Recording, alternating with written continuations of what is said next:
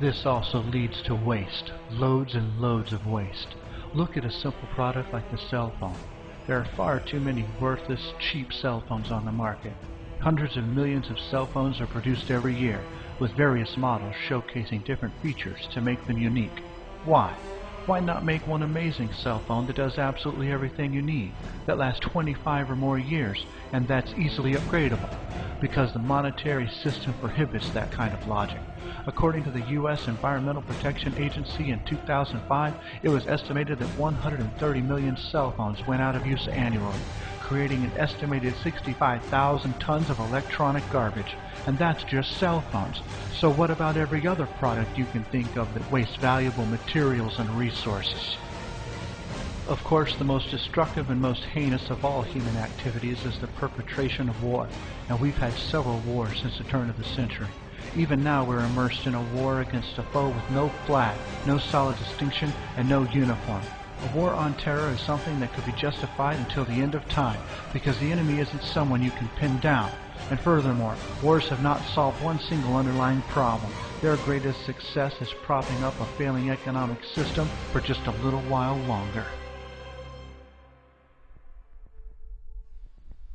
World War I, II, Korea, Vietnam, the Gulf Wars, and our current war on terror has cost the lives of hundreds of thousands of people and the destruction of millions of tons of irreplaceable resources, but have yet to solve any of our social problems. The so-called Truman Doctrine that was created about 63 years ago in the name of national security has cost the United States trillions of dollars.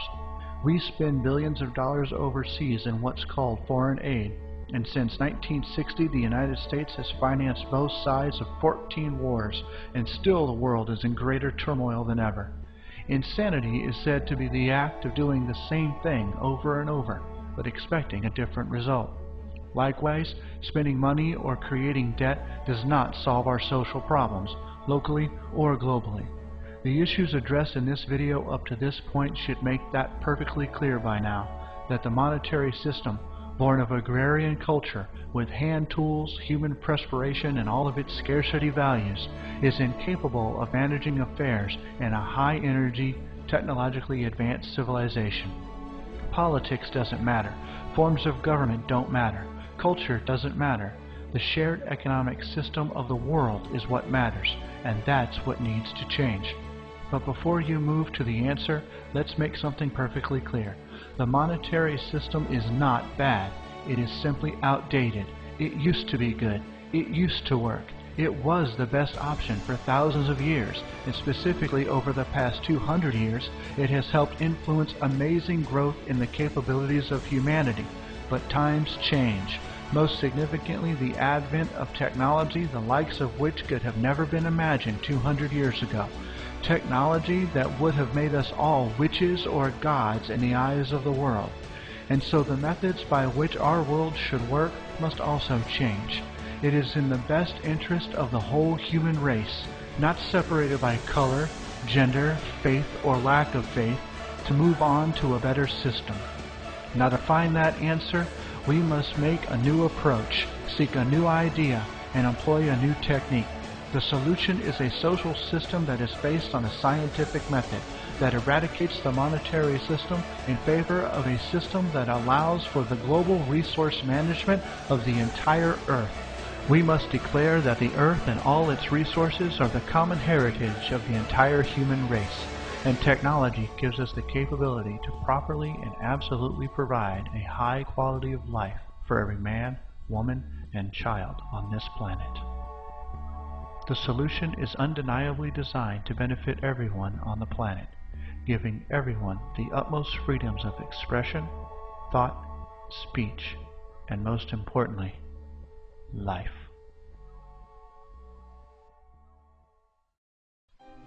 If you are a person of faith, consider this. The Lord's Prayer states that we should make earth as it is in heaven. I do not think heaven uses money, or that God has a bank. Do you? We must eliminate the gap between the haves and the have-nots.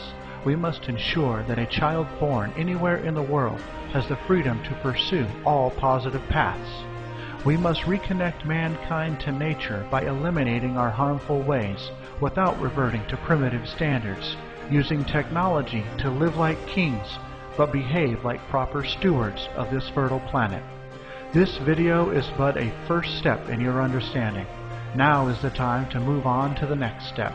The Venus Project and the Zeitgeist Movement offer the solution. The link shown before you will give you details as to how the solution works. You will also find the website easy to navigate and should answer all of your questions. But if it doesn't, that is why the Zeitgeist Movement exists. The Zeitgeist Movement advocates the vision of the Venus Project and is focused on spreading the message of how to fix many of the problems we have today. The Zeitgeist Movement is a place to find answers and converse with others who also want to see a better world. Changing over 7,000 years of human economic structure is by no means easy, but it is necessary. Every day thousands of people die that should not. Every day we step closer and closer to the edge of our own demise. It is time to let the world know that there is a solution that will solve our root problems. It is time to evolve to level 5, the technology human, and make the world a better place for generations to come.